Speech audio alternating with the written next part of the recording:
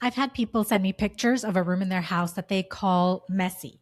And they ask me how they should organize the stuff in there so they'll like spending time in that room more. Picture home offices with papers on every surface and books stacked on the floors, or playrooms with those primary color bins and boxes on each wall, but toys are all over the floor, or closets with teetering stacks of jeans and sweaters on the top shelves, shoes crammed under the hanging clothes, and every drawer stuffed full. But also living rooms with bare walls and like three pieces of furniture and a whole library's worth of books stacked on the one credenza, or a dining room with one sideboard where every cabinet and drawer was full of linens and there were serving plates, dishes, and silverware stacked on top.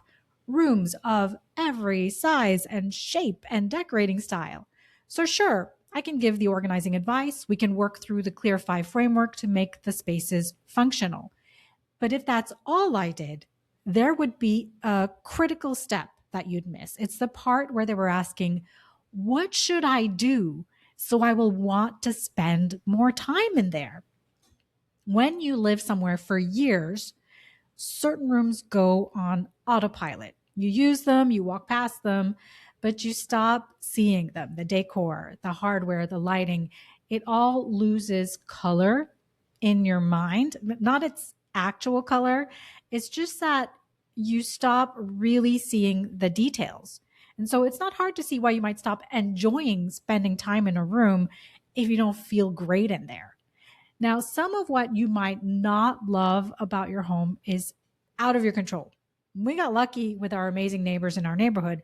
And of course, location matters in ways no amount of styling can fix. I know that. But most of what we're talking about today is in your control and it's really accessible to you. So today, we're digging into one of my favorite beautiful living principles: love your home.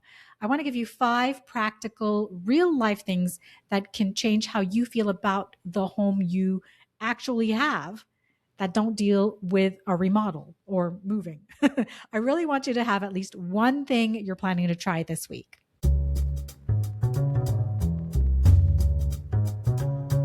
This is the Organizing for Beautiful Living podcast. I'm Z Siman, the choosy organizer.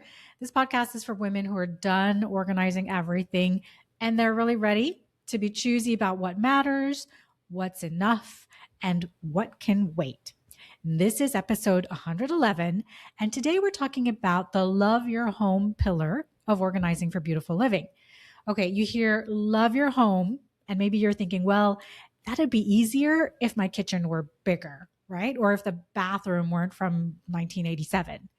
But I'm going to make it very doable without remodeling. These are things that made a big difference in how I feel about my home.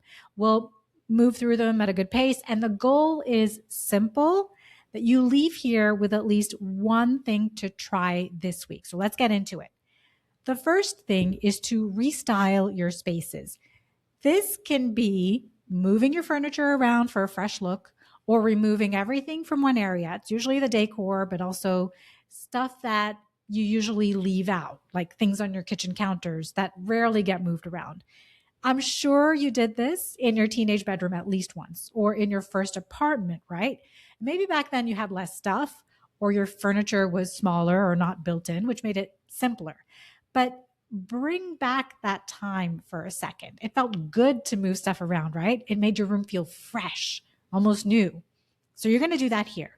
It may not make sense to take all the furniture out of the room, but what can you move around? If not the furniture, can you clear off some shelves for a second and start fresh? Or the coffee table, or the kitchen counters, or can you turn a rug around?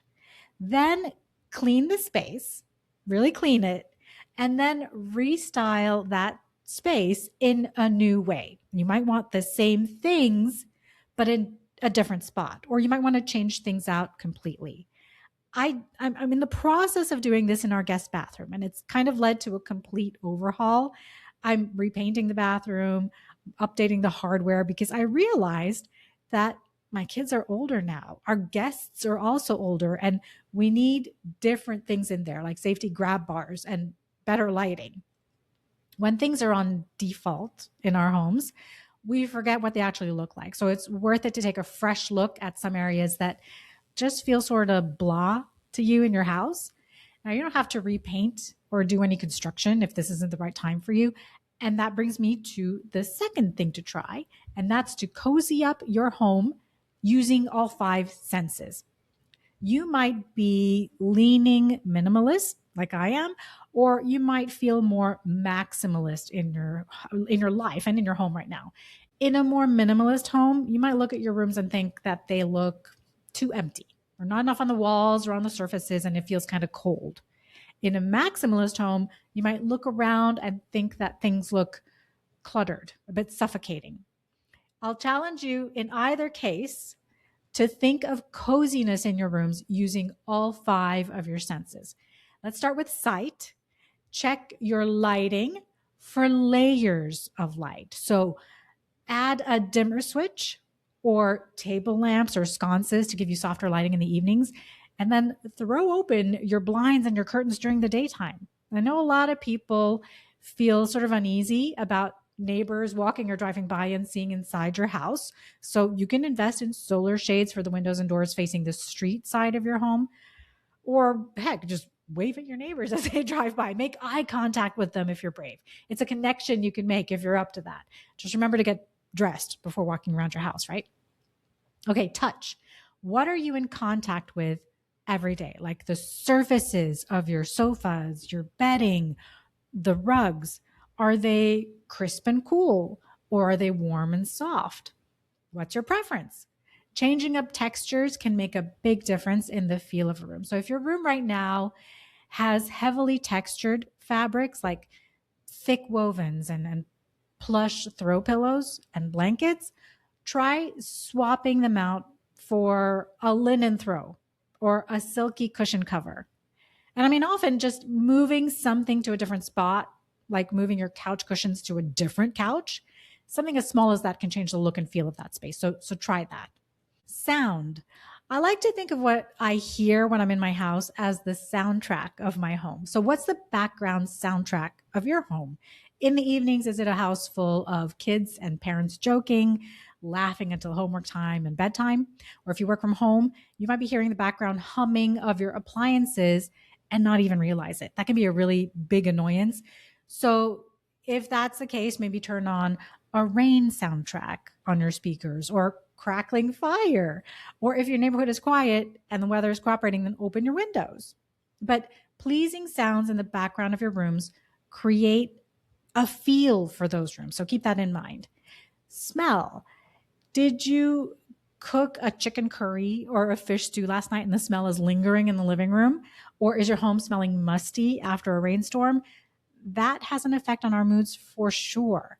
Now, I'm not too big on candles or artificial scents, but you can have a simmer pot on your stove going to waft a natural scent through the kitchen.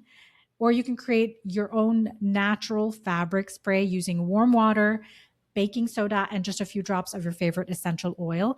And you spray that from an atomizing spray bottle around your house.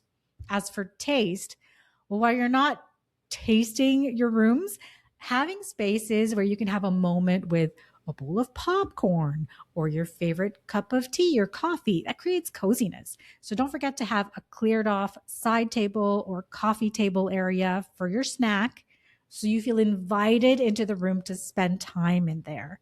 Rooms shouldn't be all business, right? Not only should they be nice to look at, they should feel good to be in, to spend time in.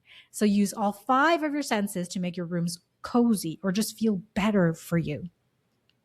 Number three, I think we're on number three, make your home easy to clean. When your home is easy to clean, your whole relationship with it is different. It's smoother because even on the days when your house gets messy, you know you can pull it back really quickly. Just think about it. Whether or not you have a housekeeper or a cleaning service, when you know your house is easy to clean, you're less likely to start worrying about messes, right? Because you know that it's easy to clean up. So think about how to get there. Is it fewer things on the surfaces? or one less piece of furniture in the room? Or is it giving everything a clear home so things can be put away easily? And that way, cleaning can be super simple. Putting things away and cleaning are two different jobs, right?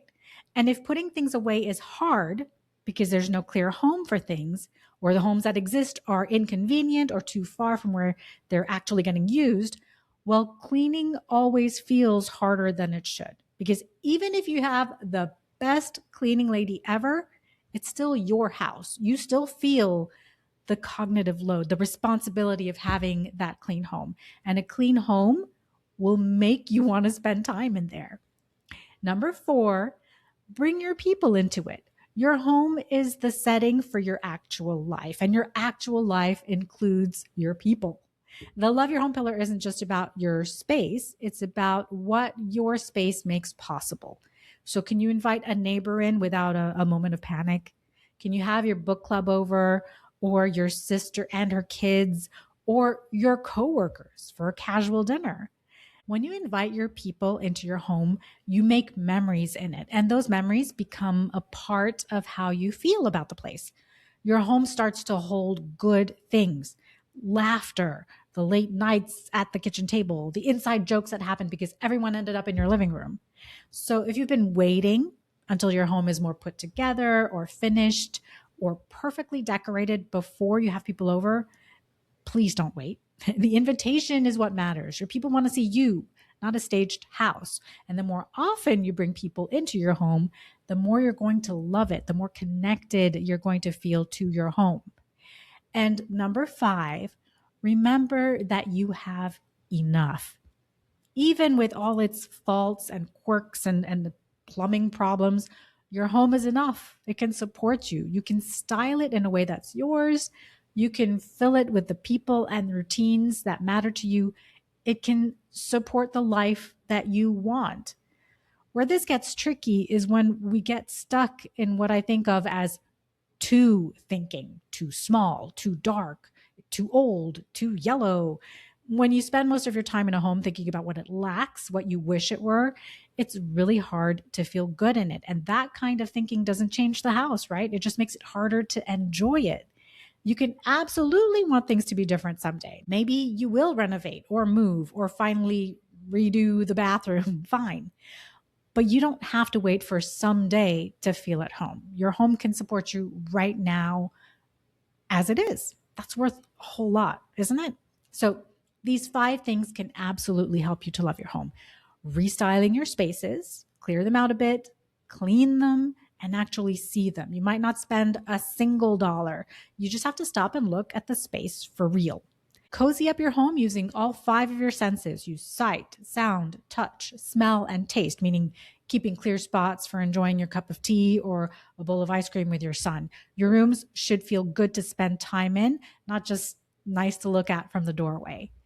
Make your home easy to clean. Give things clear homes, simplify your surfaces where it makes sense, and let the reset be quick. When you can pull your home back together in 10 or 15 minutes, the mess stops weighing on your mind all the time.